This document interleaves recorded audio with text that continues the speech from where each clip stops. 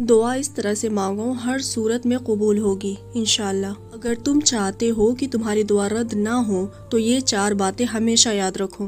دعا مانگتے ہوئے دل میں یقین ہو کہ میرا رب سن رہا ہے اور وہ ضرور دے گا، کیونکہ اللہ کہتا ہے میں اپنے بندے کے گمان کے ساتھ ہوتا ہوں۔ صرف الفاظ نہ دہراؤ بلکہ دل کی گہرائی سے مانگو، روتے ہوئے، جھکتے ہوئے، عاجزی سے، جیسے ایک بھوکا روٹی مانگتا ہے۔